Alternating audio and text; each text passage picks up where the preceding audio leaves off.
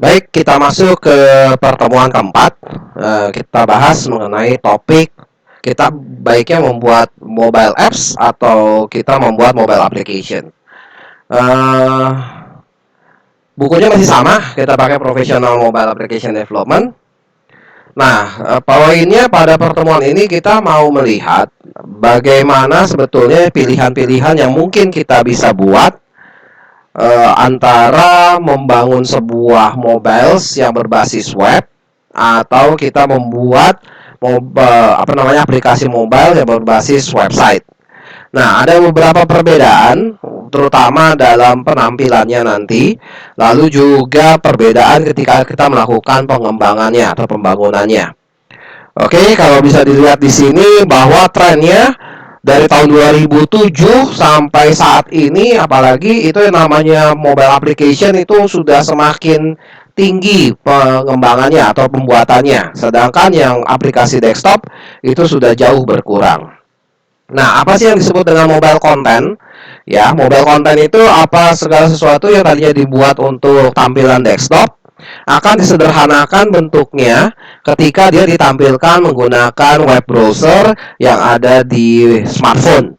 Nah, otomatis tampilannya akan semakin kecil, lalu juga tombol-tombolnya nanti akan dibuat lebih sederhana, dan biasanya nanti tampilannya tadinya melebar akan menjadi menumpuk. Nah, biasanya ini disebutnya juga sebagai yang namanya responsive website. Jadi walaupun dia ditampilkan di web dan ditampilkan di browser itu tampilannya bisa langsung menyesuaikan. Kalau zaman dulu tahun 2000-an awal itu mereka itu biasanya bikin dua domain. Jadi satu domain yang CSS-nya untuk tampilan desktop, sedangkan yang satu lagi tampilannya untuk aplikasi yang mobile. Nah, tapi sekarang ini semuanya sudah bisa dilaksanakan dengan apa namanya itu tadi responsif, ya.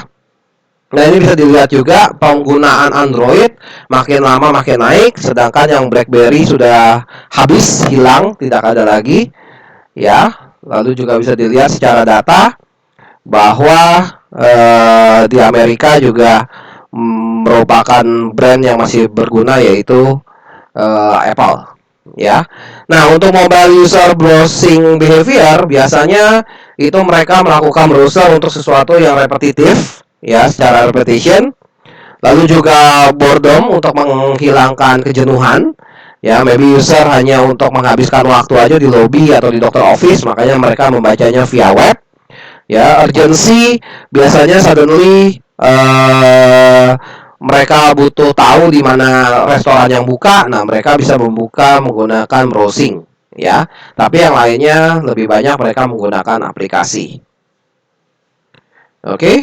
Nah, sedangkan mobile application dilihat di sini, makin lama perkembangannya mereka yang menggunakan web apps itu semakin sebentar dibandingkan mereka yang menggunakan mobile apps, ya. Jadi secara tren memang bagaimanapun juga yang namanya mobile apps itu semakin sering digunakan pada sehari-hari. Nah, mobile apps sendiri, kenapa kita harus menggunakan mobile apps? Satu, jika membutuhkan grafik dan processing power yang lebih besar. Lalu jika kita menggunakan kameranya, jika kita menggunakan namanya microphone, kita bisa menggunakan address book, kita perlu menggunakan media library, kita juga menggunakannya untuk pembayaran, kita butuh push notification, kita butuh background service, dan otomatis kalau kita mau bikin game, itu kayaknya sulit sekali kalau kita membangunnya dalam bentuk website.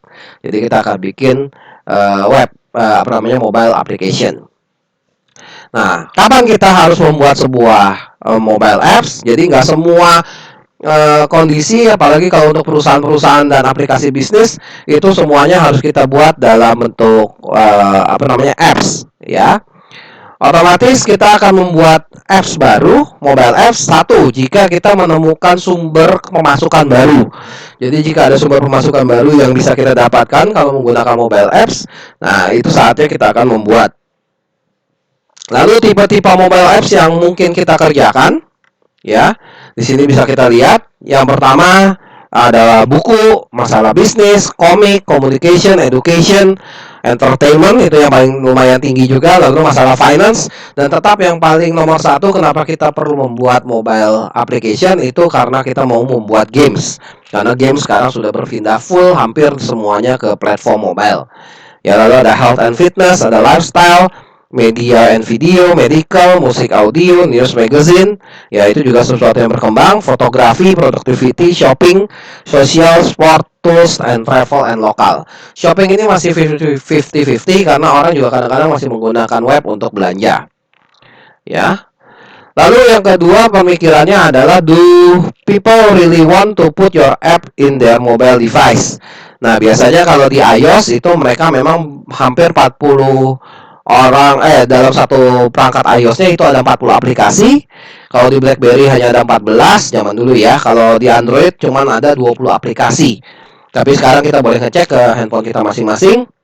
Sebetulnya aplikasi daripada aplikasi yang selain yang sudah bawaan dari handphonenya, itu kita totalnya ada berapa sih yang kita sudah install di tempat kita.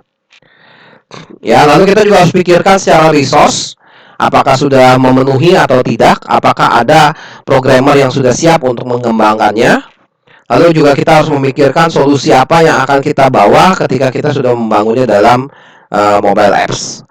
Ya. Di sini kita bisa lihat juga benefit of mobile apps. Jadi biasanya make use of native device feature. Jadi kalau kita punya fitur-fitur yang native kayak tadi seperti kamera, kita mau lihat secara address book, kita perlu ada background service. Nah, kita bisa menggunakan yang native device feature itu sebagai bagian di aplikasi kita. Lalu juga kita bisa membuat sebagai offline content kalau kita pakai mobile apps, ya. Lalu ada yang namanya richer user experience.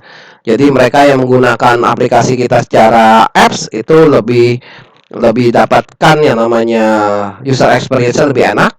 Lalu lebih mudah untuk digunakan. Lalu masalah push notification kita bisa gunakan. Lalu kita juga bisa meningkatkan customer feedback. Ya. Nah, selanjutnya adalah kita harus memikirkan bagaimana kalau kita sudah membuat mobile apps itu marketingnya untuk setiap orang itu mau menginstal mobile apps kita. Oke. Nah, salah satunya kita juga bisa menggunakan QR code untuk mereka menginstal kita punya software.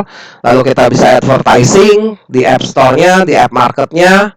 Ya, bagaimana kita memberikan good review ketika kita punya software bagus atau tidak, sehingga orang mau menginstal kita punya software. Dan otomatis kita bisa melakukan tracking juga terhadap sales dari software kita, apakah software kita setiap harinya makin banyak yang download atau makin ditinggalkan atau bad review, itu kita bisa lihat.